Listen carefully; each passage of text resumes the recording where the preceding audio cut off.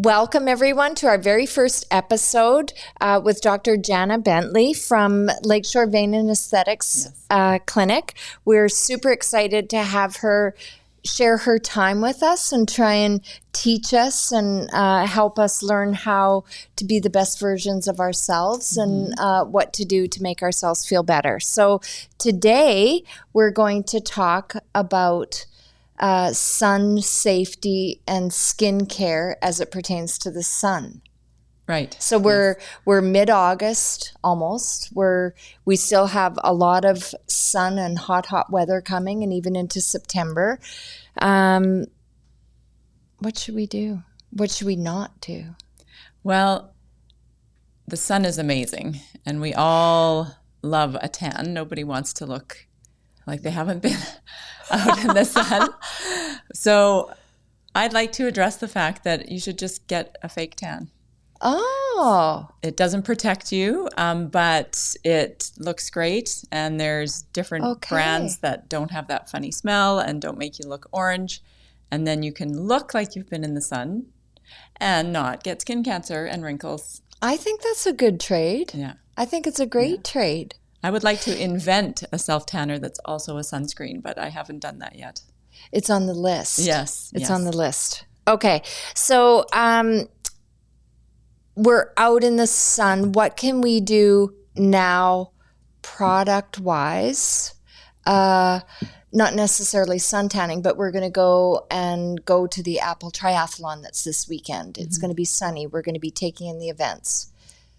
You have to wear a hat. Yep. And the broad-brimmed ones. Oh, so not just the cap. Okay. Because your neck, what about your neck? Absolutely. And I love rash guards. I don't know if you might be too hot in a rash guard. But those are those SPF shirts. So you can actually get clothes that protect you. And then you don't have to put on as much sunscreen. And then, of course, sunglasses.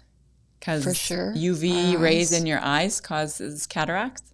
Okay. So sunglasses. And then sunscreen, of course. And you want to apply that before you go. How early before I go? I goof this up all the time. Well, I think you'd probably want to do it at least 15 minutes before you go. Let it absorb in. And there's physical and chemical sunscreens. So the physical ones with titanium and zinc in them. And remember in the olden days, the zinc where you could put like fluorescent pink on your nose, or those are physical blocks. So the sun will not get through where the zinc is sitting, or the titanium. So I do really like those, and they just sit on top of your skin instead of interacting with your skin like a chemical screen. Okay. So the physical one then, is that where I look very white? I have the zinc. Yeah. So there's ones that aren't like that, but those tend to be the sport ones that are more resistant to sweating. And if you don't rub them in really well, you can look a little white. So there's some with a tint. Okay. And those are nice. You're not going to use a zinc all over your body. That would be more of a face thing. Okay. And then like for my kids, I use a combination physical and chemical screen on my kids. So it won't be that thick, zinky type thing, or one with a tint that you might use on your face that's expensive and more like a makeup almost. Okay. Because you just wouldn't rub that all over your body and it would be dirty. So you want to use probably some form of chemical screen, maybe with a mix of physical screen on your body. And you want to put an ounce for your whole body and reapply every 2 hours if you want to do it properly. On the chemical one? Or any sunscreen. Okay. Yeah. An ounce. Yeah. And apply every 2 hours. Yeah. And if you go swimming or sweat a lot, it's going to come off faster. Of course, that makes sense. Yeah. So that's a lot. That's a lot to remember. I don't think anybody puts that much on. Glasses, it feels like we're going to be unrecognizable in the crowd, which is probably good too. Yeah, I mean, you could just really sunscreen well and not wear a rash guard. You're just going to have to wear more sunscreen. And I like the rash guards for down by the beach. Like if you're going to be swimming, paddleboarding, then you just know that you're being protected all the time. And then a big hat. But at the Apple Bowl, or whatever you called it, the Apple Triathlon, you're probably not going to wear a rash guard because it would be too hot. So you're going to just put really good sunscreen on and reapply. And I like the sprays. Okay. Like they're easy. And you have the sprays at Lakeshore Vein? Actually, we probably don't. I buy like the cheap banana boat or whatever, and we have them all over the place. Okay. Because our kids play sports, and it's just easy, and you're going to do it if it's easy. Absolutely. Yes. If I have time, I like the nicer ones that we have at the clinic. But realistically, when your kid's playing sports, unless you've really, like before soccer practice, carefully rubbed it in, it's just faster to get out of the car and spray it than you're going to actually do it. Yeah. And Dr. Bentley, I think there's a lot of people that maybe haven't been safe in the sun for years. I mean, I'm in my 5th decade. So I have absolutely done my fair share of burns or non-applying. Yes. Can we reverse any of that? Yes, you can. And we should also talk about SPF later too. Okay. And the different ultraviolet rays. Actually, let's do that first. Yeah. Okay, so sun protective factor. So you want probably at least a 30. Okay. 50 even better. But it's interesting because it's not a linear relationship. So I think it's an SPF 15 might block 93% of the ultraviolet B rays that burn you, whereas the 30 is going to block 97, and then a 50, 98. So you actually, as you go higher, like wearing an SPF 100 is probably not giving you a lot more benefit than a 50. Okay. And if you're only gaining 1% going from 30 to 50, then you might as well just wear the 30 or whichever one you like the best. And the differences of the 30, 50, 100, is it in price or is it in probably, I would say, chemical potency? Well, so an SPF 15 means that, for example, if you were to go out in the sun for 10 minutes without sunscreen on you and burn, if you put an SPF 15 on, it's going to protect you 15 times that. So you would get the same amount of burn in 150 minutes versus 15. Okay. So that's how it works. So a 15 has a quite good. Significant impact. Yeah. Okay. Yeah. And important to know, so there's UVA and UVB, and they're the different rays that come out of the sun, the ultraviolet rays, and the UVB is the burning one, B for burn. Got it. UVA causes melanoma and mutation in your DNA. No. And the sunscreens don't protect you from UVA. Oh, I don't know that many people know that. No, probably not. It's scary. Actually, that's very bothersome. Yeah. And melanoma is so dangerous. It's one of the deadliest kinds of cancers out there. And that's the one with a dark mole or something like that. I just want to reiterate back to you what I think you just shared. Okay, sure. So our ultraviolet A and ultraviolet B are our two the main ones, yeah. Main ones coming from the sun. Our physical or our chemical sunscreens won't protect us from A? The sunscreens are made to protect you from burning, not from DNA mutation. Which is what UVA does. Okay. Yeah. So that's where a hat. The rash guard, you said. Yeah. The hat, the sunglasses. Yeah. So it's not just a fashion thing. You're literally needing to do both. Uncool person by the pool. That's usually me. I might have a nice bathing suit under my rash guard. But there's and if I have a tan, it's not real. It's okay. But I like having a tan, so I do self-tan.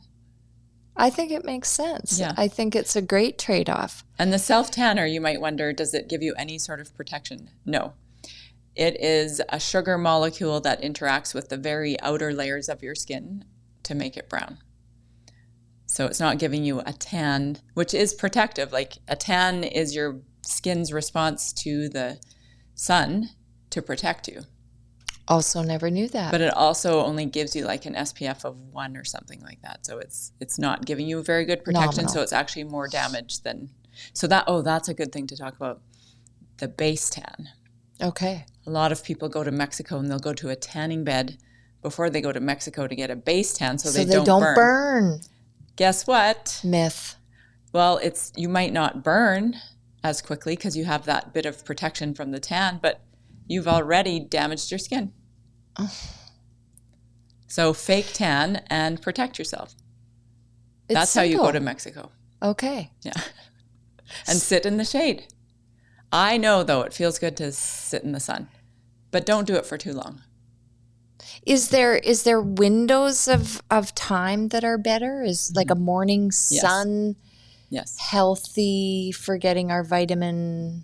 You only need to expose the back of your hand for like 10 minutes once a week to get the vitamin D you need. Really? Mm-hmm. It is true that in the winter here we have a lot of cloud in Kelowna and we probably aren't getting enough vitamin D, but our milk is fortified with it and you can take a supplement, but you're not doing yourself a favor as far as vitamin D goes to have a tan all the time. Okay. Because it's a net negative overall for your health and your skin. Who wants to be wrinkly and or have skin cancer? Worse still. That one's worse. Yeah. Quite a bit worse, but still they're both bad. Yeah. Yeah. Well, it depends on if you care. Yeah. Like one of the things that ages you is your skin, so you can really tell how old a person is by their skin. And I see a lot of people that look much older than they are because of too much sun. The damage from the sun. Yeah. And again, the takeaway for me is to practice with all of these things that is sun safety. Yeah. And probably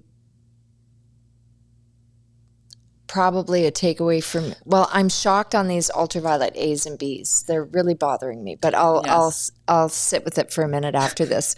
The reapplying every 2 hours, I probably am bad at that. Well, we all are. And actually, I think we're all bad at putting on an ounce. I guess if that's covering your whole body, like if you're wearing a rash guard, you have a lot less to cover. Yeah. But it's way more sunscreen than I think we apply a lot less than we're supposed to get the benefit that it will give you. So another little pearl to take home. It's so helpful. So we've still got a nice long runway of sun here, but you did mention something about the sun. I'm not a skier. I don't visit our hills, but would someone wear sunscreen, physical or chemical, in the winter as well? Oh yeah, especially when it's reflecting off the snow. Of course. Yeah, so you can really burn your face. And again, I think people forget we have a lot of people with convertibles here, and I think golfing, make sure, gardening. Yes, getting the tops of our hands. Yeah, and hands age us too. Yes, they do. And necks, hands and necks. So, would you put the titanium and zinc one on the neck as well, or would you do I probably do a combination one. Yeah. When I go for a run in the morning, I just basically take a cheap spray and rub it all over the place quickly. Probably not putting on enough, but at least it's something.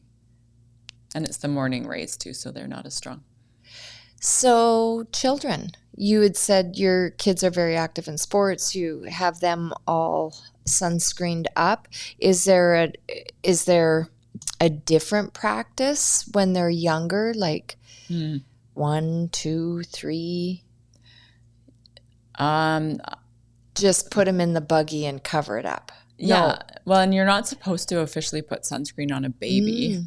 However, I would still, if I was in Mexico, put sunscreen on my baby.